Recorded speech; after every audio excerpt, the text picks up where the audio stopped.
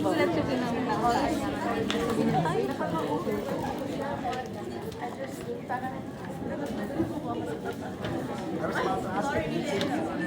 Hindi naman ako siya nagsasayin, but the help of my supporters, tutulungan ko So sila. what's next?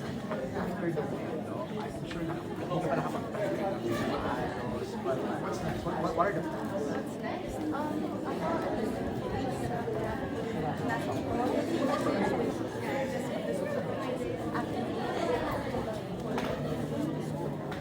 Were you reluctant? Were you reluctant to go inside show business because Yes, kasi, I mean, kinausap na ako. Kasi everyone, kasi mas alam naman nila. Okay. Support talaga namin. Siyempre, hindi pa rin nawawala yung guidance nila. okay, ano yung mga important things that mentioned to you? Na, siguro, entering this business, it's not always, masaya, madami lang. Hindi siya lagi rainbows and butterflies. Meron siyang ups and downs. Pero ako, that's okay. Meron siyang ups and downs. Kasi I love acting. I love music. Saka you've seen it. You've seen your brother went through it, di ba? So hindi ka ba natakot?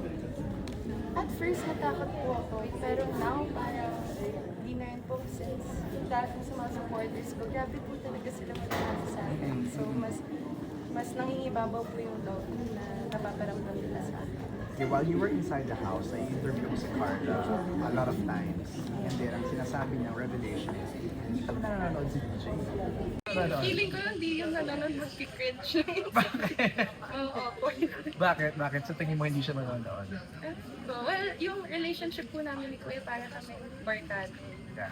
And very protective din si Kuya. So, wala, yung parang, ginagawa, tatawanan niya ako. Yung parang may ganong asaran. And speaking of protective, will kumaig na ba siya na Na open, napapag-usapan na. Oo. Wala pa po kami. kasi yun ang tinanong ko kay Carla. Saan si Carla? Sana. Carla, halika na.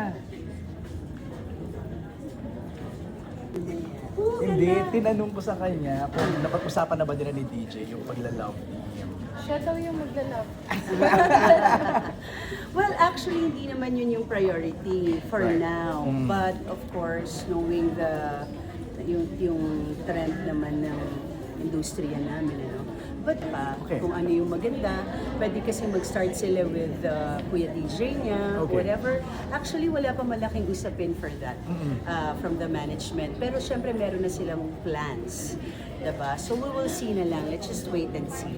Nabunutan ka ba ng tinig? Kasi, ay interview kasi siya Hindi lang while you were... tinig, buto. Nabunutan ako ng buto. No, nanalo siya. Oo. Ano yung magiging ending ni Lela? Yeah, well, actually yung concern kasi doon is more on ano ba ang pwedeng gawin nila paglabas, Tama. diba? But surprisingly, kasi sabi nila tinulungan dahil meron yung pamilya. Well, unang-una ang pamilya kailangan tumutulong talaga sa kapwa-pamilya, diba? But Given naman yun. Given naman yun. But hindi namin napabayaan, nagawa namin yung part namin. But surprisingly, ang daming tao na hindi lang fans na nandito marami tayong mga supporters nila ng mga kababayan natin. In fact, may mga videos tayo. Yung parang Miss Universe, yung pag nanalo siya, Yeah. sobrang nakakatuwa yun Marami tayong mga kababayan because huwag natin pag-usapan kung paano tayo nagboto. Pag-usapan natin yung performance niya kasi sa loob na nakita talaga ng sambayanan. Diba? Okay. Na she was actually doing great. That's Right. why yun ang mas gusto kong tingnan at kaya deserve niya yung pwesto niya. Tama ba ako siya laging hindi nominated? Ever? Yeah. Tama ba na? Hindi ka na-nominate for eviction. For eviction? Oo. No. Hindi siya na-nominate for eviction. She was proud of that. She was, Sino naman ang about it sa mga interviews ng mga sobrang events. diba? Alam mo mga bagay na ganyan, pinagyayabang talaga natin kasi syempre maganda naman siyang tularan. Okay. Alright, so ang Baptism of Fire mo, Lela, ay yung unang guesting ng PBB sa Showtime, no? Parang nag-tweet si Vice about toxic fandom mo about it. na parang may ilang fans daw na very, very toxic. No? Parang ang daming sinasabi, nagbabash or something like that. Ikaw, ano yung parang reminder mo to everybody? Ayun, yung ulitin ko lang din po yung sinabi ni Tito Vice sa Showtime na just always choose to be kind. Okay. Kasi wala namang, libre lang maging mabait, ba't mapapagkakait yun sa mga tao. And yeah, just surrender and listen. Jesus loves you guys. So, ano na lang, just mas piliin nyo na maging mabuti at magdasal kayo. Right. Carla, what are your 2 cents mo doon sa sinabi ni Vice? Reminding everyone. Yeah, kasi lalo na ngayon, if nagsusupport tayo ng, kasi kabataan, we have to remember na yung edition nila are teenage, diba? Kumbaga kabataan literal. So, para naman, bago lang sila eh. Bago silang salta sa industriya, wag naman natin gawing karumal-dumal yung magiging experience nila, diba? And syempre bilang, lalo na si Carmela, kahit na kasama ko siya nung bata siya lagi, kasi siya talaga yung bukas, yung pinto ko sa kanya sa pagsama sa kung saan ako nandoon sa lahat ng shows ko. Pero hindi pa rin siya kasi dumaan ng nag-taping, nag-shoot, artista. Hindi pa niya dinaanan. So, katulad nga ng sinabi ko, maganda naman yung performance niya kasi yung usapan namin, pagka hindi maganda performance mo doon, nandun na ako sa pinto ng bahay ni Kuya, kinakatok na kita na, girl, lumabas ka na dyan, ngayon din. Diba? So, pero kasi, nung nakita ko na and she really wants it kasi, iba kasi yung may dedikasyon at gusto mo yung ginagawa mo, maganda talaga. And wala naman akong pinabaon dyan, kundi yung salitang, alam ko kasi mabait siya, hindi dahil anak ko, no? Kasi ayan na naman tayo. Hindi dahil yung mga anak natin. Kung kilala mo yung anak mo, nasa sa'yo yun kung papapasukin mo siya sa PBB o hindi. So dahil kilala ko si Carmela and I told her, anak, remember, ang sinabi ko lang sa'yo, mabait ka, yan lang ang baunin mo. Diba? Nanghingi ka nga ang 3K nun eh. Hindi ko nga binigyan. Si 3K Wala namang to. tindahan sa bahay. Si 3K to eh.